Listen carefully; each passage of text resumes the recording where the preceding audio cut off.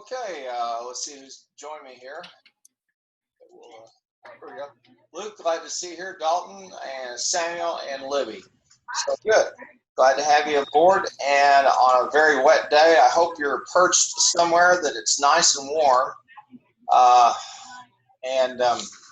hope if you've had to trek much through campus, it's not been an awful kind of a day. Anyway, we're at week number 5, of course, and this is the week of the 25th and 27th. And I've got some things I want to share with you, okay? And that'll take us through the session. I wanted to also kind of do a little bit of housekeeping here to keep us on track.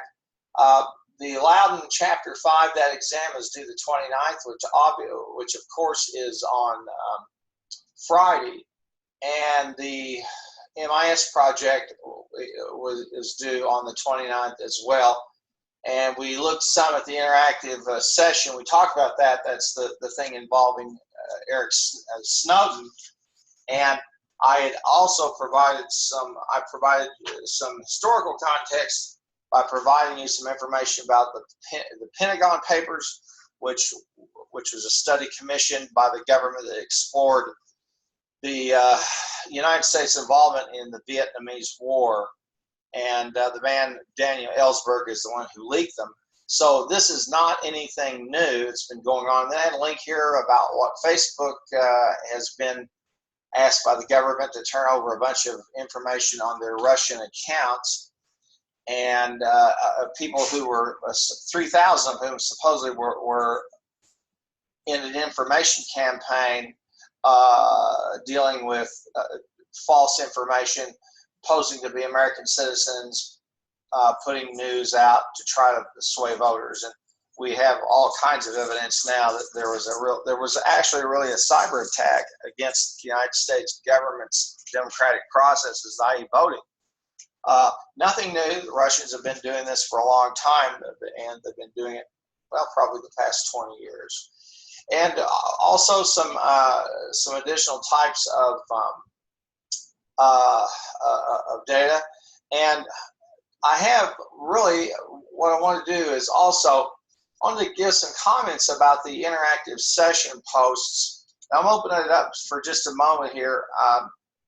And as I went through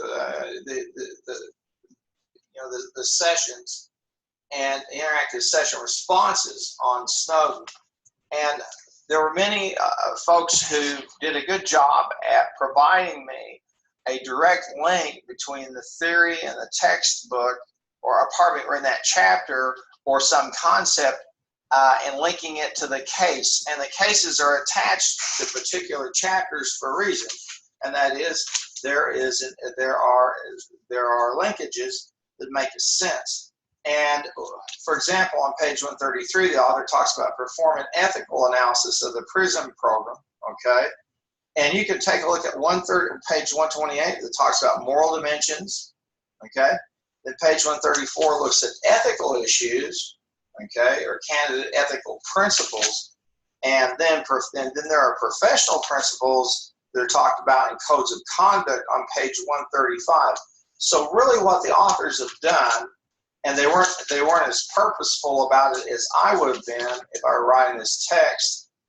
Well, they're pretty good about what specific principles for conduct can be used to guide them.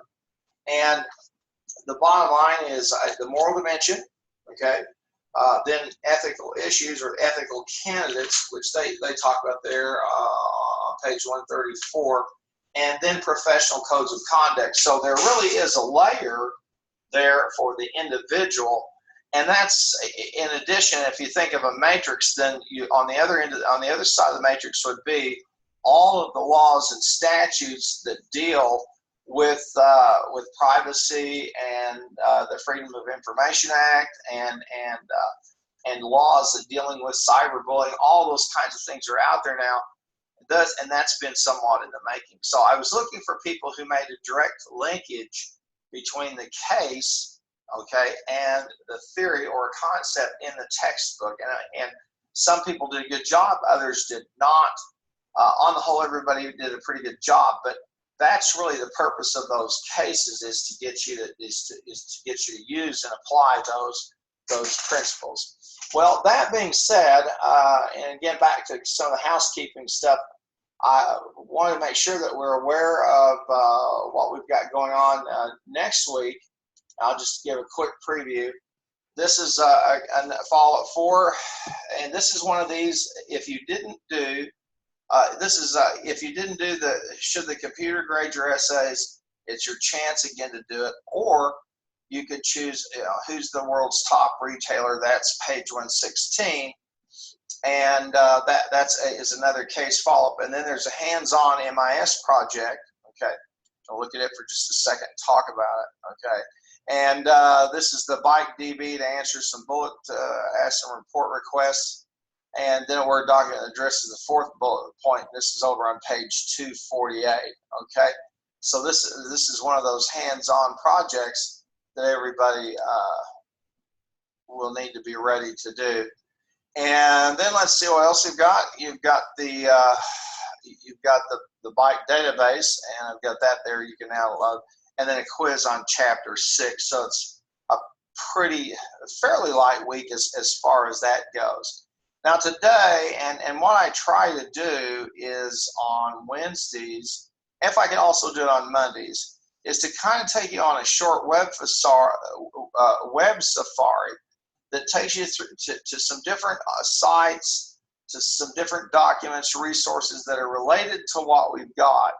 And then I add another thing, and I want to talk about this for just a moment.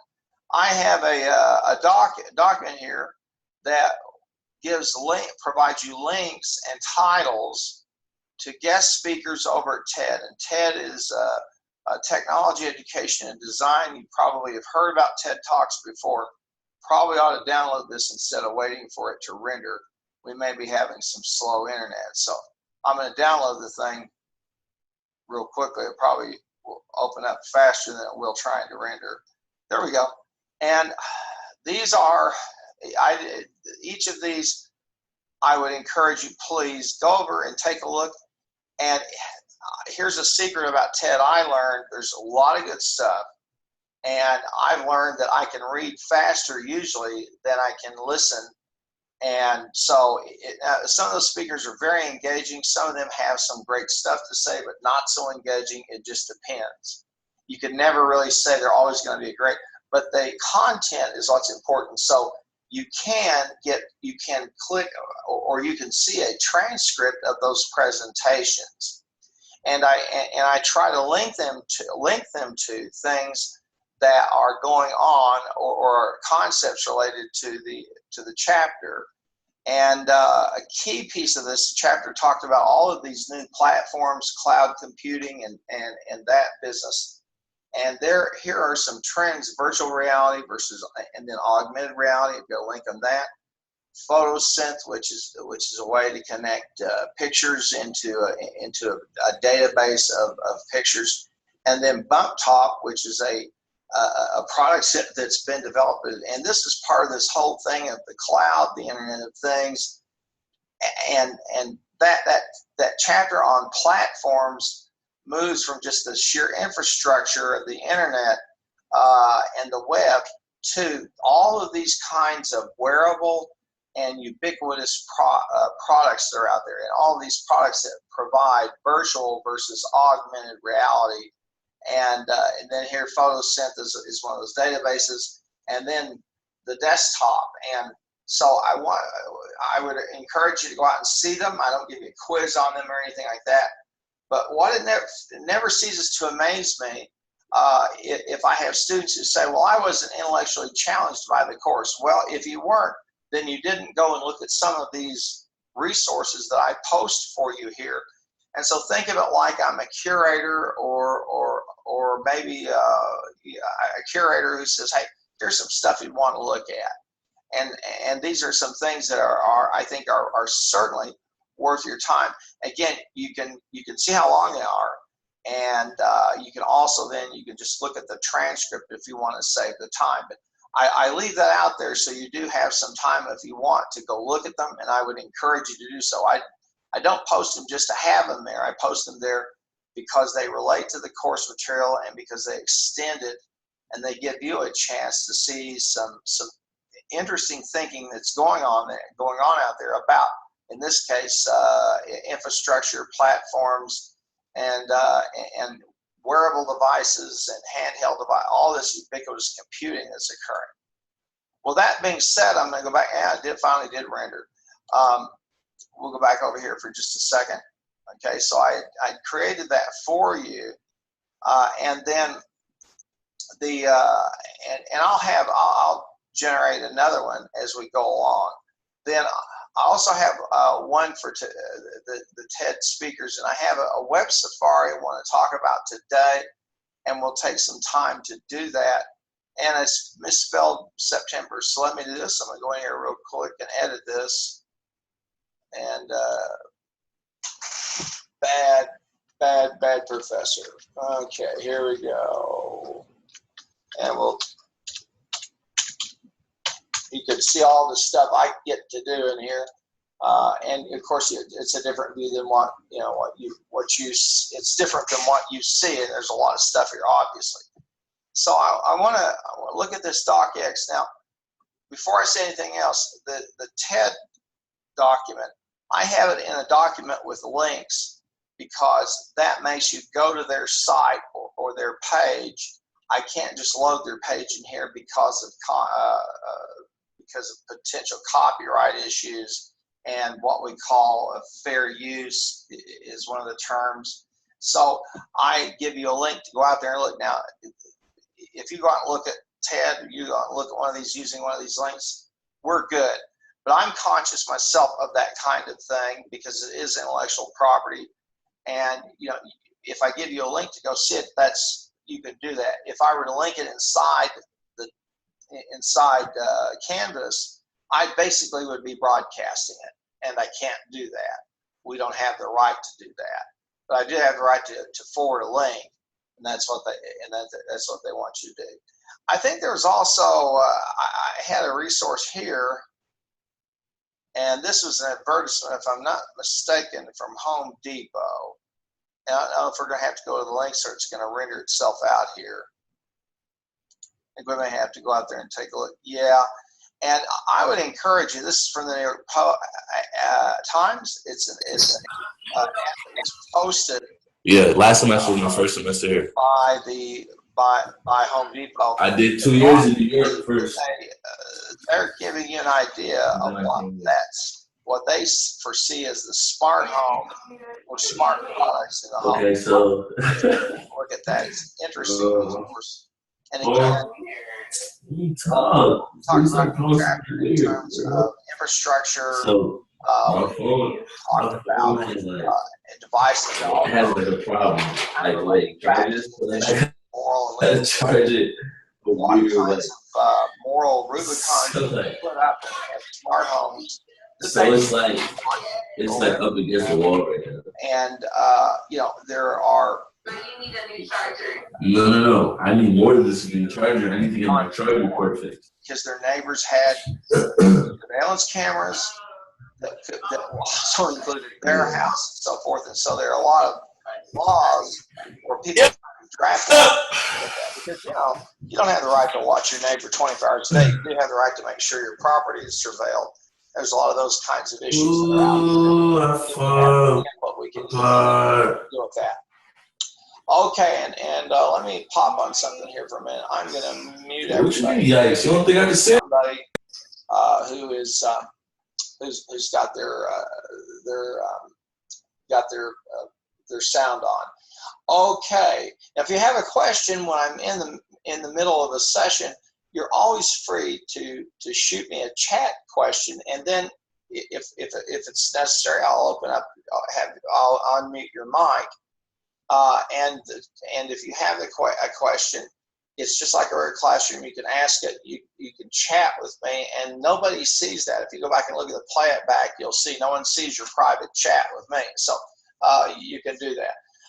This is the web safari that I put together for today, and this is for the 27th. And I'm going to download this thing instead of waiting for it to render. And so we'll go there, and one of the things I want to do here for a minute is we're going to review that hands-on project, okay? And then we need to prep a little bit for the hands-on project number 4. Now I'm going to minimize this, and I've got the document, and I'm going to go back now, and I want to look at hands-on project number 3. Okay, and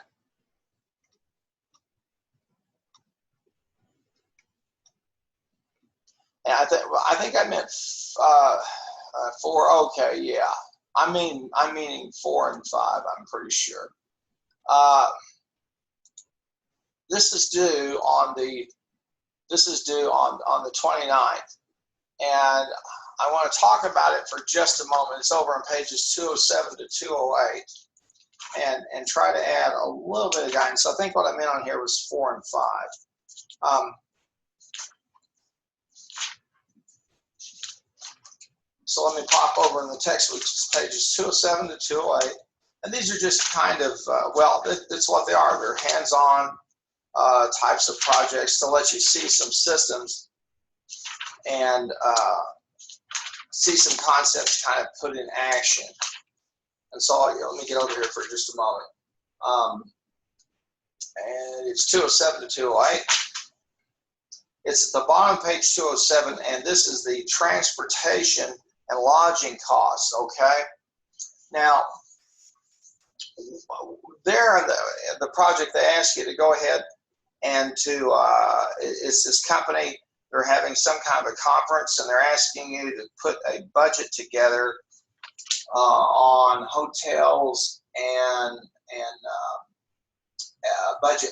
They have a budget of $175,000, and they have the number of people they want to serve, and you need to select a hotel, okay, and then flights, and they give you some ideas in terms of where the attendees are coming from. So this is going to require you to do some print screens. You may even have to do a little bit of work in Excel. But one of the things I wanted to talk about, and this is the hands-on project. This really is hands-on 5, I think. Is this hands-on project? Is I want you to do the project, and I'd like you to also, in addition to the budget, I'd like to see you get some flight and room quotes from 3 sources, and to identify the source that offered the best price. And the reason I want to do this is I want you to see the number of intermediaries that are out there now that can handle it, that basically will provide you travel help and arrangements. And so companies, a lot of large companies that used to have travel coordinators don't have them, okay? And so that's one of the things I'd like you to do. And it would be a good thing for you to kind of see and get familiar with who all is out there. There are lots of people out there that will line up airline flights for you. Others that will upload that will give you prices on hotel rooms. You know the transportation nodes that are involved, because you know where they're going and where they're coming from. And so I'd like to see you do that. So it's a little bit of some work and some thought there, and that's what I'm going to be hoping that people will do. In fact, I think probably what I can do right now, since I'm here, I'm going to go ahead and do this, and you can get to see me edit it a little bit. Again, this is one of these. It's a system just like any other. And let's see here. All right. And it's 15 points. Let me put this below. Okay. And then I'll just save that.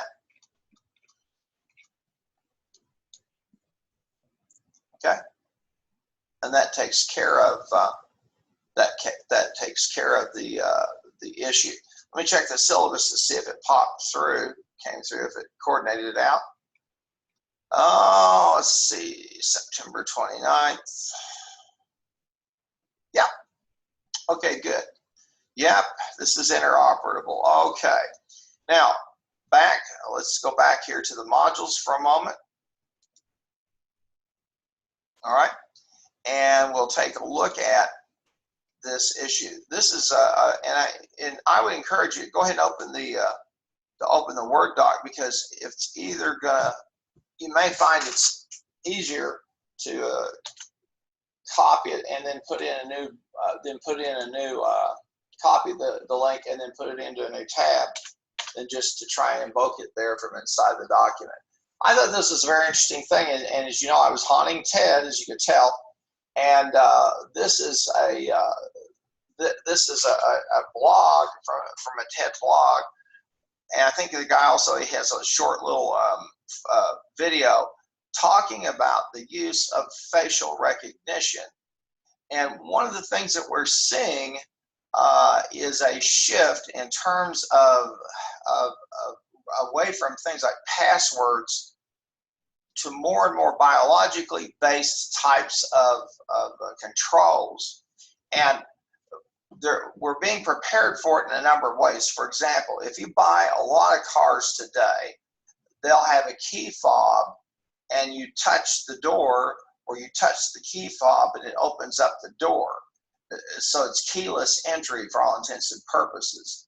And then you also have, if you have that, you get in a car, a lot of cars have a push button where you just push the thing to start. You put your foot on the brake and you start it. That's a device that's created, okay, to stop somebody from stealing a car and making 25 copies of the keys. And it used to be everything was keyed. And we're going to see that you're going to see this at homes. Keys, your grandkids will look at you and say, why did you ever carry a bunch of keys around? And we're just going to see this. So facial recognition is one of those. I think we're going to see it with fingerprints. There'll be going to be all kinds of identifiers that are biological, and they walk through use of these and how this is, and how folks can use facial recognition. And this is, and also they promote some other talks that are kind of interesting, and how this stuff can all be stored in the cloud. And of course, as the text talked about in the cloud, you can't do this stuff unless you have the kind of storage capacity we have in the cloud. And the text talks about something that's very important to understand. As more and more things get stored, okay, Google just adds another server farm, okay? And when we talk about a server farm, you're talking about a building probably 100,000 square feet at least, with racks 25 feet tall that handle all this stuff, that do, and they are really it's a whole bunch of computers tied together to be a supercomputer. So that infrastructure, and they tend not to advertise where these places are, as I think you would guess they would be. But this is an interesting type of a very, very interesting article, and I think apropos as we talk about some of the future of things like security, and facial recognition is certainly one of those. So I wanted to talk, make sure that you looked at it. Now another, and again, this is one of these are wearable computers, and I'm going to copy this in and put it in a new tab. And as I've said before, this class has three kinds of layers to it. One of them is just the nuts and bolts of a management information system, and why do we have it, and what is it supposed to do for us, and then the second of that is, okay, how does it fit in as a tool for building company strategy and sustainability? And really, number three is what new stuff is out there that's going to be piled into the system, okay? And things like wearable computers. I've said this many, many times, okay? And there's a rapid service feed from the Smithsonian you just saw pop up on the screen. As I've said before, the social media are a solution looking for a problem. And many of you who did the blogs, I looked at those and the blog that one, and I was blown away with all of the different kinds of responses I saw, and many of them would be very applicable. Some of you are already bloggers and doing that, okay? And that's fantastic, and that's something that when you go out to, you're an employee to an employer, you can talk about that. And the WordPress and people like that, these services out there that provide people an opportunity to blog are incredibly good. They're and people, they can be used just for so many things. They're such a versatile type of tool. And then how do you fit it into your management information system? And it's the same thing with rapid messaging services, i.e., or a text messaging service like Twitter, a platform like Facebook, Instagram, etc. And you just, even the issue of people with carrying phones that have a camera, that's made a world of difference. You know, every time there's somebody on an airline and they go and they get treated badly by the airline, there's people there with 100 people with their cameras on recording the whole event. And you know, how we handle that is going to be important.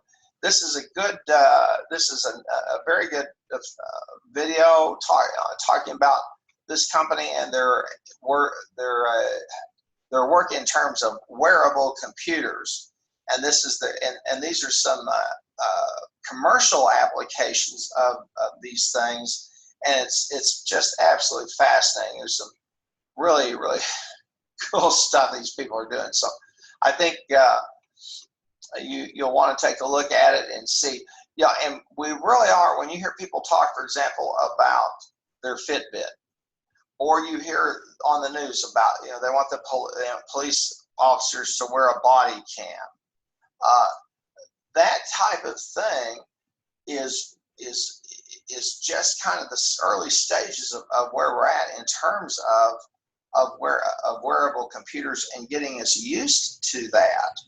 And I'm going to make this prediction: by the time all of you are my age, when you tune into a sporting event, you're going to be able to pay extra if you want to get the view of the player. In other words, the person who comes up to hit, the person who's pitching them, the person who's playing quarterback, the person who's running the football. You're going to see it, and you're going to be able to see it right there. And it's coming. It's just a matter of time. And if you doubt my words, let me say this: 40 years ago, 50 years ago, when instant replay was first introduced, everybody said it was a gimmick and it wouldn't last. And instant replay is, every league now has it and uses it. And if you look at a broadcast, sports has really embraced this whole kind of thing, I think, more than anybody. And you see things like, if you watch a football game, they have where, you know, the yard markers at to make the 10 yards. If you watch baseball, they have the little fox tracks, and they'll have little square shows where the ball was, and all this stuff. We're being prepared for an era of computing where we're never offline. Our clothes have computers. We have a device like a Fitbit, something. Now, how that squares with business strategy, or how you find business applications for it, that's a whole nother issue. And I can think, for example, if you looked at, for example, an issue, let's say the BP, that disaster. Think of how much more we'd know if all of the people who were working out there on that platform had some kind of wearable device that was feeding visual data and audio data back up to a server. You could literally, and the same with airline pilots, so you could literally see what happened, you know, in terms of what was going on. and you could really see how there were all kinds of systems failures, but you have to go in later on and find out. And just imagine how that would change the forensics of those kinds of things. So I thought it was a very interesting, this is an interesting company. They got a lot of stuff going on, and I think we're going to see this also. We see some of this now with military uses, and we do know that, and it shouldn't be lost on you that when we sent the Navy SEALs in to take out bin Laden, it was a TV show. It was live streamed, and they saw it happen at real time. And I got to tell you something. That was such an extraordinary thing, and I was just shocked that a lot of my colleagues didn't talk about that, because it's unprecedented. And but again, how can we use that, and how can we use wearable computers in a factory or in some kind of service situation? The future will only tell. But I think it certainly is worthwhile to take a look at that and to talk about it. So I have that resource there for you. Here is something I thought was really interesting, okay? And this is what will sports look like in the future. Let me pop this over here. And they have some TED experts. This is from, I think, a TED blog or their tech page, where they talk about what sports will look like in the future and how, okay, they're going to be using things like augmented reality. I mean, it's mind-blowing. And for the person who's a viewer of this stuff, okay, there's what I was talking about. For example, you're at the player level, you can see what's going on. I guarantee you this is on the way, and I wouldn't be surprised if at some point they'll find a way to give you some kind of an experience where you get to feel the crunch. I don't think I'd want to, but I think there's some interesting stuff that's on the way there, and I think we're going to see a lot of things like, for example, more and more use of sensors to detect, was it a fair or foul ball, all of this stuff. And it's just an interesting article. And I know we have a lot of athletes, and I think you ought to take a look at it, because you're going to find some interesting comments from these different experts about what they think is on the way. And I think you'll find it quite interesting and enjoyable. And this again is sports, and this is just one piece, I think, of where all this is going to go.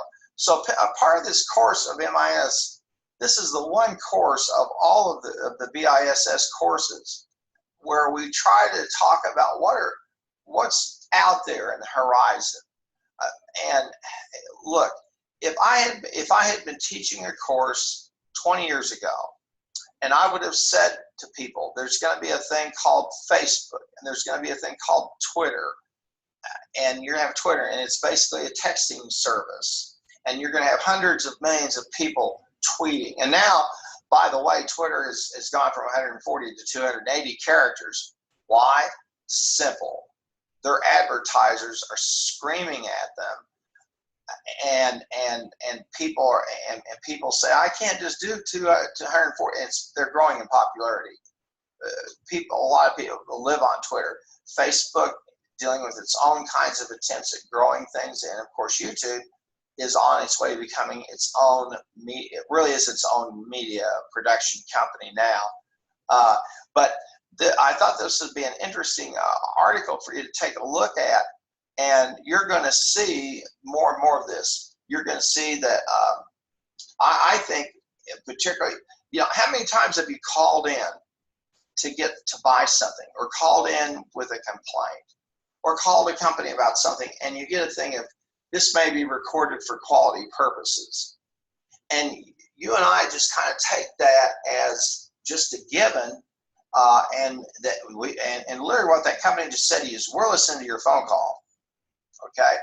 And you've been told, and you've been warned, and if you don't like it, you need to hang up the phone. And the reason is because they want to be able to ensure. Now, let me talk about your relationship with me. The 7 of you who are out there, and everybody else in this class. I use this platform, and I guarantee you, Canvas provides me all kinds of analytics about when you logged in and when you logged out, what you looked at, what you did. It gives me scores, analytical output in terms of your participation levels. So it's not, and I look at that in terms of, and that's how I can look at attendance and participation. Moodle gave me good analytics. I could do pretty much the Canvas is a whole different bailiwick. And so I'm in a position to really look and see, what are you doing? Are you really participating in the course or not? Now, on the other hand, because all of this is recorded, because all of this is here, because it does have that, I can be observed too. So my classroom is no longer a private place in the sense of the dean could come in and visit me and me not even know it. You know, any of the administrator, the provost, the president, if you know, I'll go take a look at Dr. Harmon's course, see what he's doing. And that's just a piece of this whole thing. And then of course I can see from analytics. And so I've had past few years when I've been using Moodle, and now I've moved over to Canvas when the university did. I've had students who come in, you know, and you know, they come on and come to find out, you know, they haven't turned in 8 assignments. They haven't logged into the course. They've spent 25, maybe 30 minutes in 3 weeks in the whole 4 weeks. 30 total minutes at the site.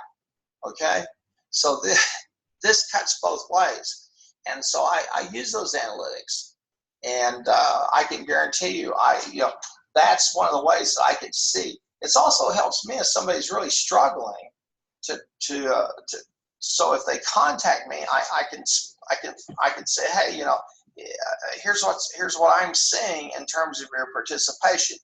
And I will say this: when people take their online exams with me, okay, I know the IP, that's the signature of the computer, and if there are 4 computers and with 4 different IPs and they all they all take the exam at the same time and score the same thing, don't think for a moment I may have to ask myself, what's the probabilities that happen? Okay, now I'm not an academic cop, and I'm not looking for people. And there are many universities that when they offer an online course, they use Respondus lockdown browsers. So when you take a test, your browser is locked down. There are some Western governors, for example, that when they administer an exam, you have to have a webcam with a lockdown browser that they can see and they watch you. It's just like you have somebody sitting over there at Bailey when I walk by you and you're taking a test and you got somebody perched on a stool watching you or standing there at the lectern. So these things, they're interesting, and they do cut both ways. Here's something I thought was very interesting, and for you to take a look at: ways to view your laptop, your screen on your TV. And here's what's happening, and I'm going to open up the tab and take you out there.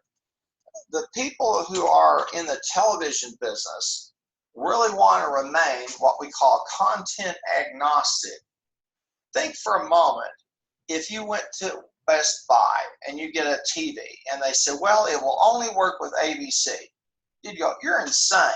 Or it'll only work with NBC. You'd say, you're really insane. Or it only works with CBS. You're insane. Or, sorry, all you can get is HBO.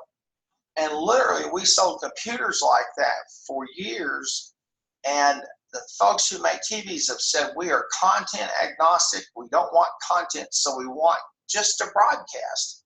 So and you may have some of these things. I'll tell you, for example, one of the greatest surprises of my life was at Christmas about 4 years ago or so, when my mother-in-law, who was at that time in her late 80s, brought me a Christmas gift, and the gift was Chrome, so I could plug it in on the back of my computer, and screencast stuff. So I screencast movies and all kinds of things on our big screen. And I was shocked. And what really shocked me was it cost 35 bucks. I plugged it into the HDMI port. I downloaded the software into my browser, and I'm rolling. And this is just, and I know many of you do casting. My wife loves to cast stuff from the phone. Like, she loves to mess with the remote control with her phone and play games. And she'll even set stuff from the office just because she loves to just mess with my head. And so, I'll be there and I'll see something pop up on the screen, and I go, okay, we're saving this movie. And so this is an excellent article on ways to view your laptop or your screen on your TV.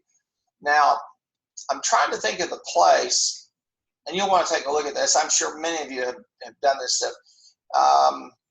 They sell luxury goods, and they have a store out there at the mall. Oh, I'm trying to think of it, but they were selling, and I've seen it some other places like Best Buy. These are projectors for your phone, and I said it about when I first came to OVU 12 years ago, and I told everybody then the day is coming when you're going to have a cell phone that will have a device inside of it or attached to it that will give you a big screen look. So you'll take your phone, you'll hit the app, and boom, and it'll either be inside your phone or it will be something like a plug-in, so like you do for a set of earphones, okay? And it will give you a broad, and you put it on, you'll have a 60-inch screen. And we're going to see more and more of these kinds of things as we see this interconnection of devices, okay? And that's just going to be this platform that we're working on right now, this screencast that I'm doing. What this really is a video recorder somewhere off out in the cloud that's just recording this, and then it's going to save it. And you'll notice I don't use the video. For some reason it eats up too much bandwidth. But I wanted to show you this, and there's always some cool stuff over here. Some articles are interesting, mirroring your computer's screen. Google Chrome, I use it. Some of you may have it and use it. There are all types of like Apple AirPlay and all of these. I love Chrome. I don't know how I live without it. I have absolutely no idea how I've survived without Chrome. So this course lets us have an opportunity to talk about some of that, and see it's popped up trying to get me to join the Geek Club. Here's an interesting publication. And look, as one of the things that the technology business, IT, digital technology, is a little bit different from everybody else is, let's see if that's going to pop up for us. There it is. These are wearable devices, okay? And they're giving us an ad for GoToMeeting because they know right now we're using a different, we're using a Zoom client, so the people at GoToMeeting are attacking us. But this is a nice article in terms of wearable computers and what to expect with them. And of course, with them will come an app and just incredible stuff. I can't remember. I think I might have mentioned this in class. There, I believe it was Lowe's or Home Depot, one of the two, is making a big push in their technology. And one of the things that they have come up with is it's like an apron, a robotic apron with arms that allows a person to go and pick up 300 or 400 pounds with great ease. Okay, so you're going to see a lot of that stuff. A fashionable bulletproof. I mean, who knows? This is interesting stuff. I think that you're going to see. And again, when tech people come up with something, there's always a question of, okay, how can we apply this and use it somewhere? And I think it's going to bring some privacy, as I mentioned here, some privacy issues. But this is wearabledevices.com. I come over and take a look all the time just to see what people are thinking about and what's on their minds. And it's your grandkids will. I've said this before, but mark my words. Your grandkids will laugh at you that you had computers and phones that you carried around. Those will seem silly and quaint to them because you'll be computing on a very ubiquitous fashion. This is Rackspace, okay? And of course, you have been put through the suffering of trying to access the Office suite. They're in the lab at OBU. They were using VMware, and what that really is they have Office 365 on the cloud, so they don't have to load it in all of the computers. And of course, OBU now has Office 365, and we use those cloud applications that they have for mail, data storage, and all that.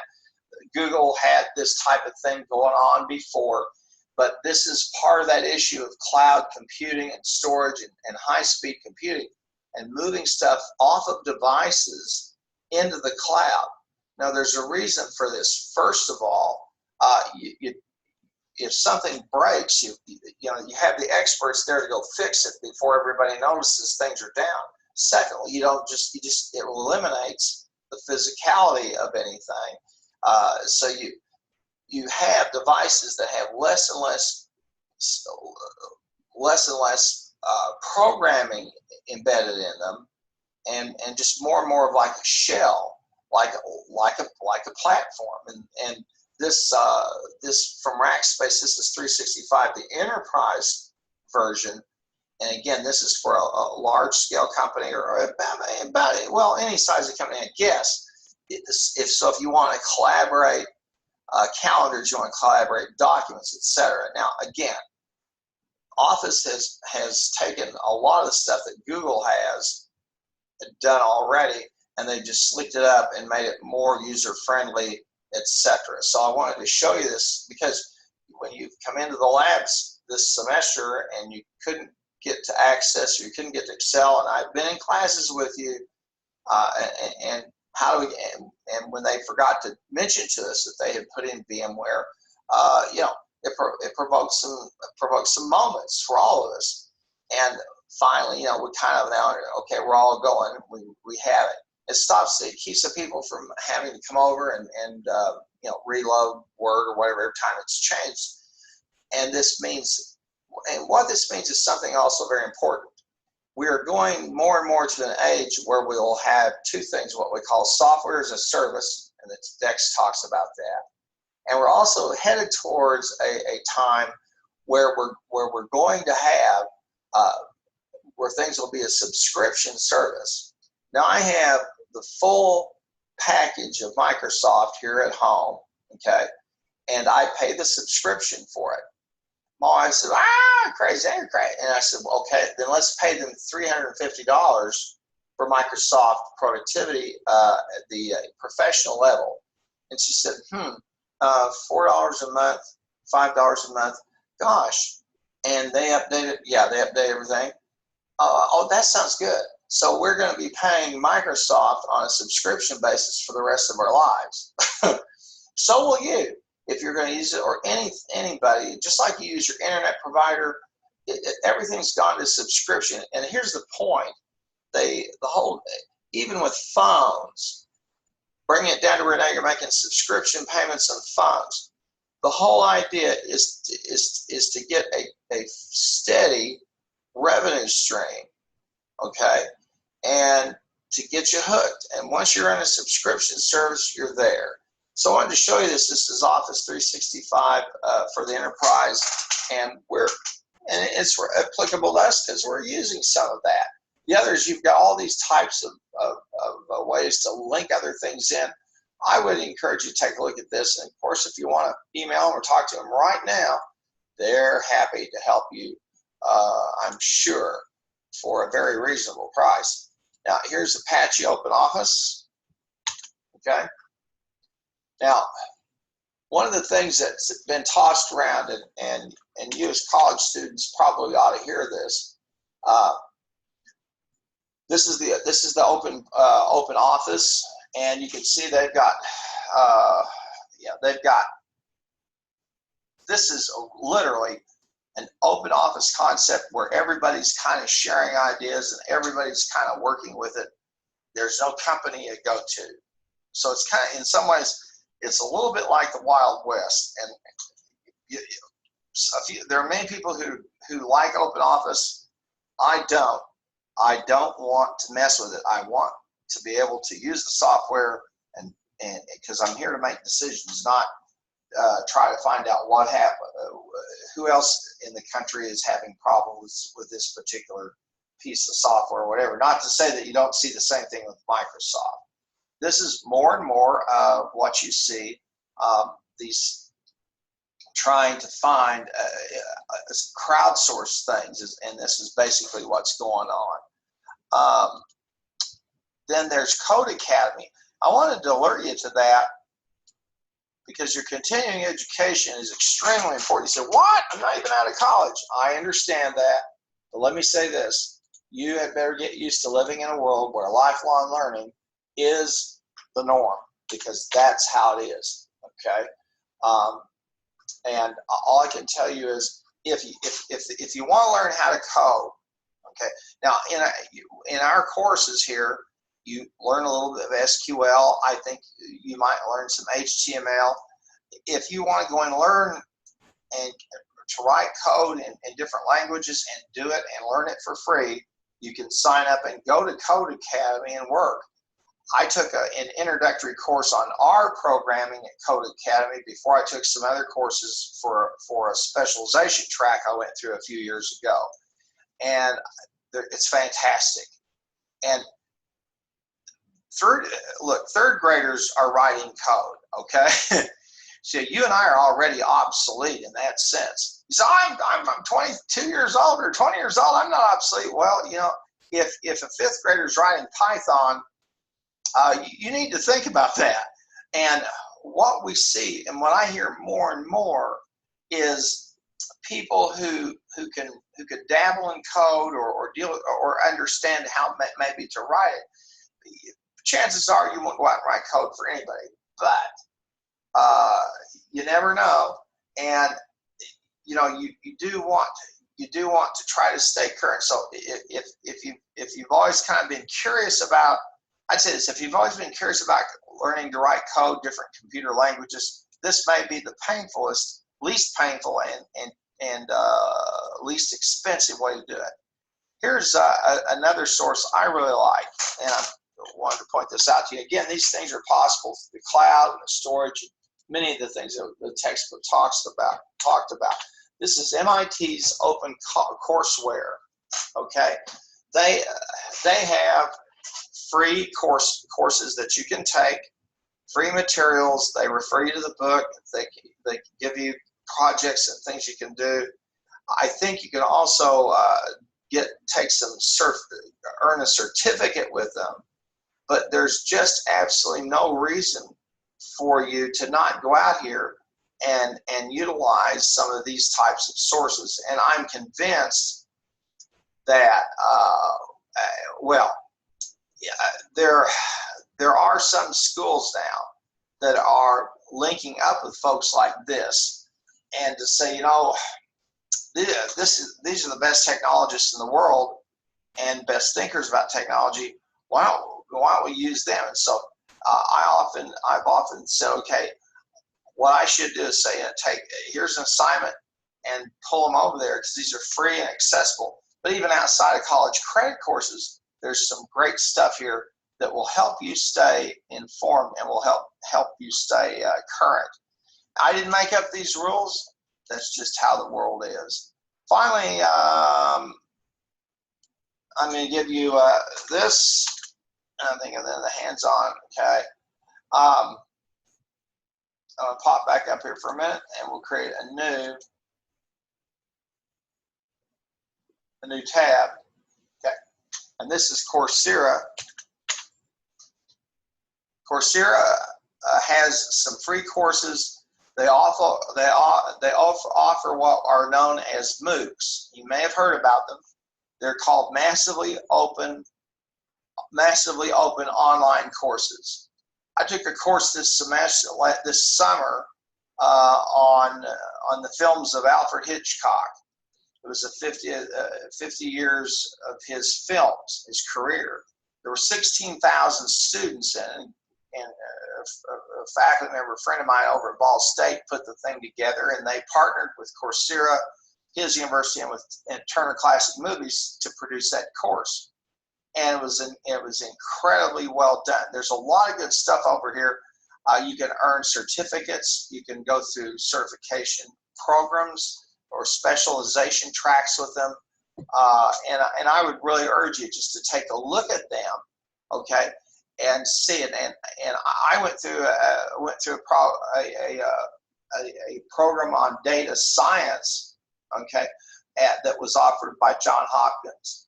And I can tell you, it was a year and a half, and it was tough, but I had to do it to stay current because of all of the new things that are happening out there in terms of data analysis, visualization, all of the new programs, and just dealing with these, what we call this phenomena called big data. There's some really good stuff out there, and I would really just encourage you to go and take a look through what they've got going on.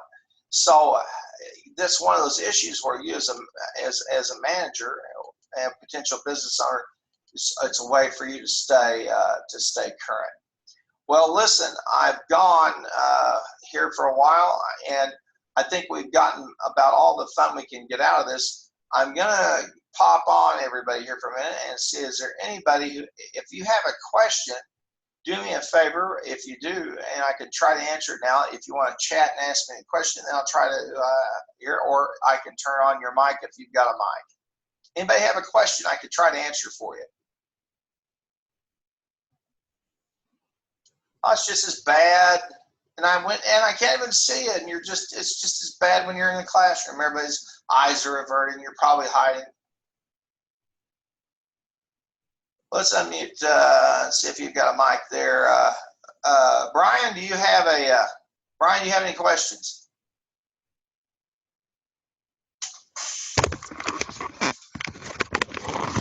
Any questions I could answer for you, Brian? Brian must be, he must have left us. I'll mute him out. Let's see, Dalton, I'm going to unmute you. Dalton, any questions? Can you hear me?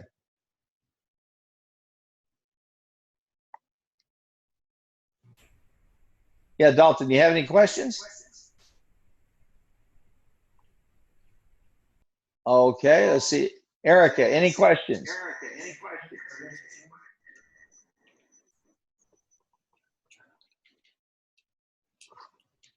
Here's somebody typing. Maybe it's a chat message.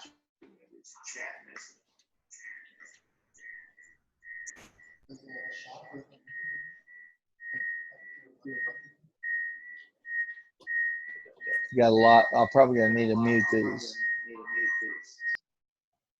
Probably needed to mute those. If you have a question, shoot me a chat or an email. And I'm going to shut it down for now. And again, let's go back over here for a moment and just a quick review. Just as reticent to discuss on here in this setting as anywhere, I guess. Okay. That's the lessons learned, isn't it? We got on the 29th, you've got the Loudon chapter. You've got hands-on project number 4. Okay, and you remember I gave you a little bit of an augmented bit there, and to kind of do a little prep for you. And we were over in chapter 5 this week, and over here in chapter 5, we talked about IT infrastructure and emerging technologies, and the infrastructure makes those emerging technologies useful. Okay, folks, well, that'll pretty much do it then, and I appreciate your time and being here. And then, of course, you got next week. And remember, this is kind of a wild card. You can either do this case follow-up if you had not done it and decided you would like to, or who's the world's top retailer. You could choose one of those. And then the MIS project number 5, I'll take a look at it for just a minute. And this is the bike DB, and that's over at page 248. I'll talk about it for a little bit. And get over there to the textbook. Oh,